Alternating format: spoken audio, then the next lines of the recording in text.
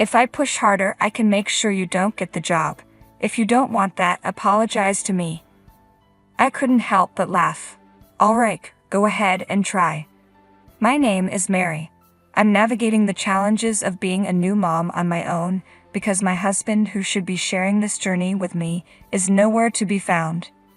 Looking back, I didn't fully grasp my husband's true nature until I became pregnant. He was my senior at work, 6 years older, a sharp and dedicated professional. When he became my supervisor, he was always calm and kind. As we grew closer, our relationship blossomed into marriage. I was just beginning my career when I fell in love with my husband. Marrying him felt like a dream come true. At our company, employee marriages aren't uncommon, but once married, couples aren't allowed to work in the same department. After lengthy discussions with the company, it was decided that I would be the one to transfer. I had earned my patent attorney license while still in college, a feat known to be quite challenging. So I was hired as an in-house patent attorney at the head office. During my first year, I rotated through various departments to gain a comprehensive understanding of the company, and by chance, I was placed in the sales department where my husband worked. So when we got married, they decided to move me to the legal department a bit earlier than planned. 5 years into our marriage, I went to the hospital because I wasn't feeling well, and was surprised to learn that I was already 4 months pregnant. We had decided to let things happen naturally, so discovering we were expecting a child filled us with joy. But as I entered my second trimester, the morning sickness returned with a vengeance, and I had to take a 3-month leave from work. That's when my husband's true nature emerged. "Are you just lying there? I'm so anemic I can barely move. And what about dinner? You're seriously asking me that right now?" When I was working, we used to share the household chores equally. But the moment I took leave, he left all the responsibilities on my shoulders. "You're home all day, but you don't do any chores. Can you please stop? You're making me feel even worse." "Hold on. That's a mental issue, not anemia. You're just using your pregnancy as an excuse to be lazy." My husband cranks up the volume on the TV, ignoring me as I lie in bed. Then he deliberately leaves the door open so the loud noise floods the room where I'm trying to rest. "Please close the door," I plead. I know he can hear me, but he acts like I'm not even there. This was when I discovered a whole new side of him. He would sit in front of the TV, constantly criticizing the women on screen. "How did she get on TV? She's so ugly. Wow, she's really fat. He's got some nerve." He never stopped complaining about the shows, droning on and on. Is that really how you're supposed to enjoy TV? Sure, you can think whatever you want, but why open the door to the room where I'm trying to sleep? Just wish he'd stop with the constant complaints. "Please, close the door," I asked. But my husband ignored me. The TV blared on, and he kept talking back to it, things I didn't want to hear. I couldn't stand it any longer, so I got up, closed the door myself, and went back to bed, but he quickly opened it again. "Hey! Why did you open the door?" I snapped.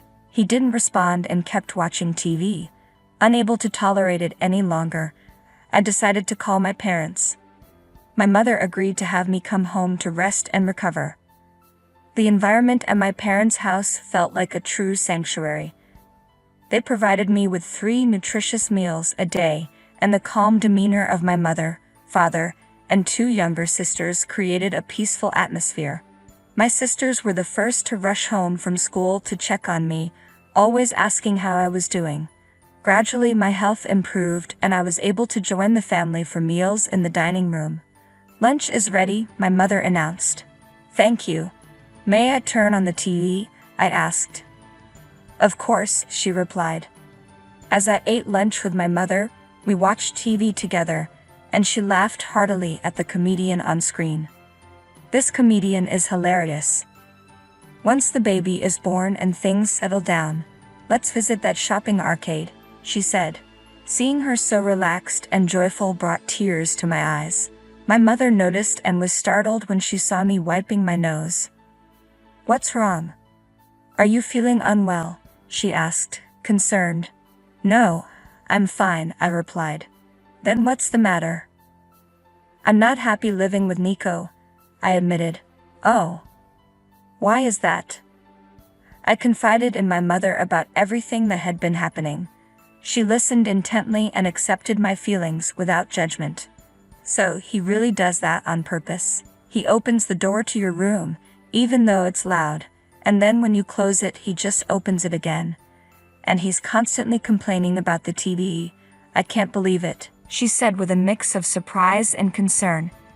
I used to laugh along with him when we watched TV together. That's the problem. You're right. With the baby on the way, I can't imagine him behaving like this around the child. Well, I think you need to have a serious talk with him. I don't want to see him anymore, I said firmly. Mary, you're going to be a mother now. You can't just cut him out of your life like that. You have a child to think about. You're right, I conceded. For the sake of my child, I decided I needed to have a serious conversation with my husband. Feeling much better, I took a 2-month leave of absence and returned to work. I went back to the house where I had lived with my husband. The rest of the house was immaculate and well maintained. He seemed to be managing well on his own, but the smell in the air was unpleasant. I wondered if it was just my heightened sense of smell during pregnancy. When I opened the door to my room, I was shocked. It was in a terrible state, almost like a dump. The smell was coming from this mess. It looked as though he had been eating in there. Unwashed dishes and garbage were strewn across the floor. Just then my husband came home. What? You're back? He asked, surprised. What's going on here? I demanded, looking at the state of my room. What do you mean, what's going on? He replied, feigning ignorance. My room. It's a complete mess. What happened? It's a consequence for neglecting your chores, not taking care of me, and running back to your parents. And you've gained weight. Don't get any heavier or I'll divorce you. You weren't like this before I got pregnant. Why the sudden change? I've always been like this. You just didn't notice. If you don't take care of me, pretend to be sick or go back to your parents, I'll make things worse for you. What about the child? I asked. Huh, he responded, confused. If we prioritize our child, then you should start taking better care of yourself. That's how it's supposed to be when the child is still small. You're being ridiculous. I come first.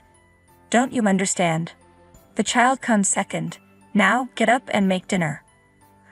I'm going to stay at my parents' house, I said firmly. Oh, that's fine. I'll just find another way to punish you later, he replied dismissively. In the end, we couldn't resolve anything, and I decided it was time to divorce my husband. I returned to my parents' house to talk things over with them. Didn't expect things to get this bad, I said. What can I say? He's a twisted piece of work, my mother replied. He's a complete scumbag, my father added. No, he's a real scumbag, my mother corrected. What are you all talking about? I asked, a bit bewildered. My family's support brought me comfort. My baby and I were well taken care of, and we received a warm welcome from them. As time passed, I gave birth to a healthy baby boy. Although my parental leave was supposed to last a year, with my mother's help, I returned to work 6 months after giving birth. Everything I do is for the sake of my son. I'm determined to work hard and provide for him.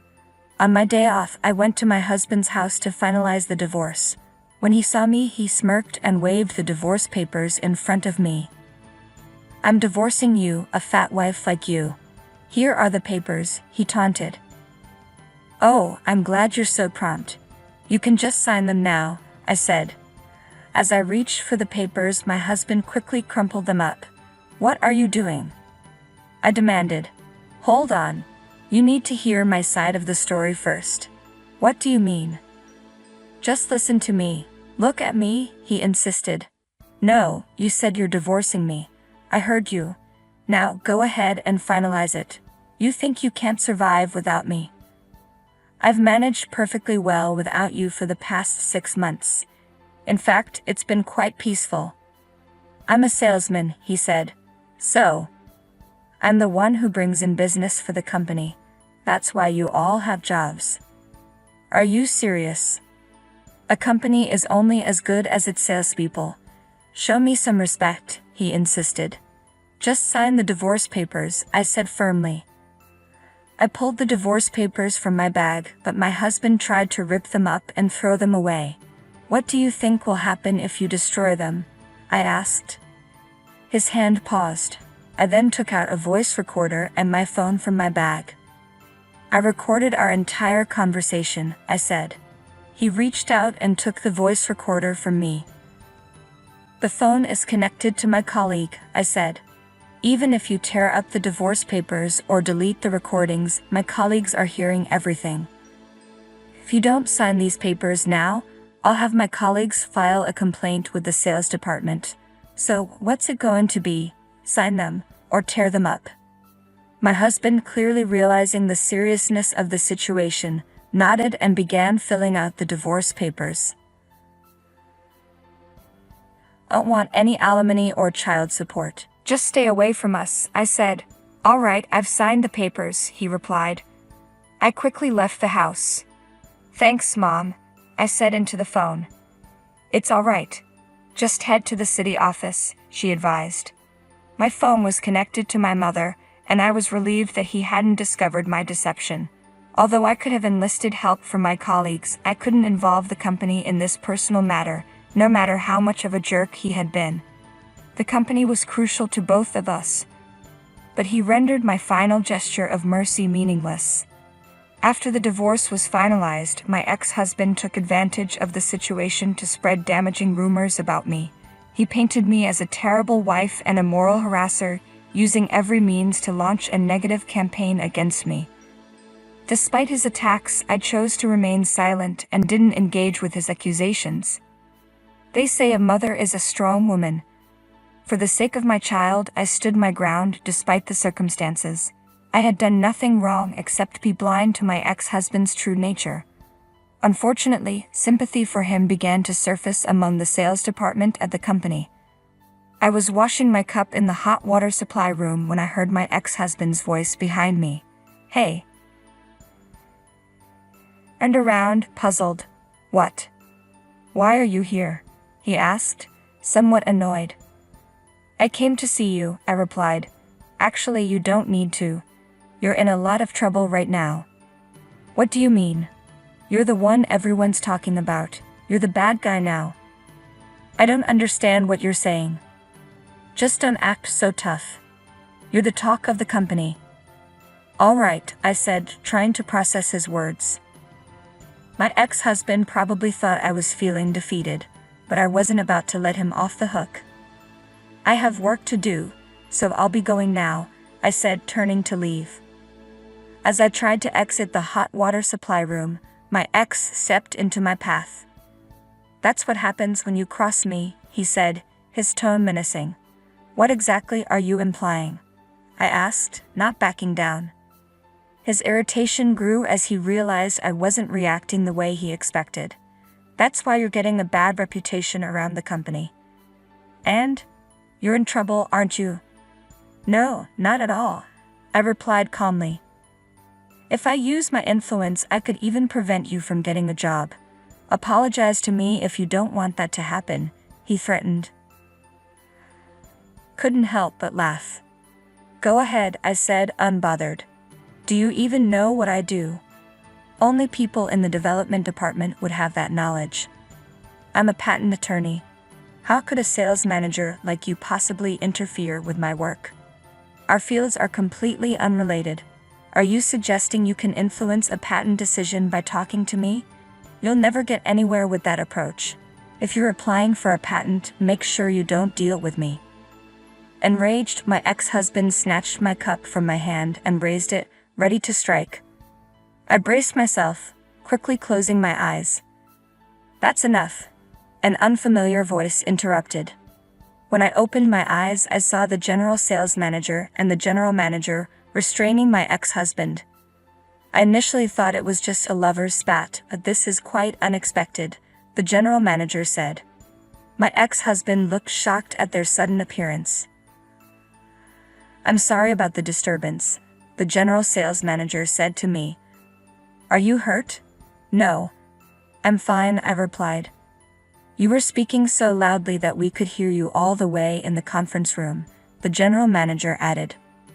My ex-husband, stunned by the general manager's intervention, remained frozen in place. The general manager then escorted him away, and that was the last time I saw him, as he resigned shortly after. Adjacent to the hot water supply room where the confrontation took place was a conference room. This room hosted regular meetings attended by the general manager, the sales manager, the deputy general manager of the legal department, and department heads, along with top salespeople. During the meeting, my ex-husband's angry outburst was clearly audible. His public outburst and abusive behavior exposed his true nature. He had previously portrayed me as a moral harasser and a terrible wife, but the tables turned and he was revealed as a violent and power-hungry individual. His inability to handle the situation and the mercy I had shown him were ultimately destroyed by his own actions. In the end, he got exactly what he deserved. I no longer know what became of my ex-husband, nor do I care. I'm simply relieved to have him out of my life. Truth has a way of revealing itself eventually, and with him gone, the source of my stress has vanished. Now I'm determined to focus on my work and strive to be a mother my son can be proud of. Reflecting on it, I wonder what my ex-husband's true intentions were. It all seems so meaningless in hindsight. Nevertheless, I'm grateful that Mary is thriving.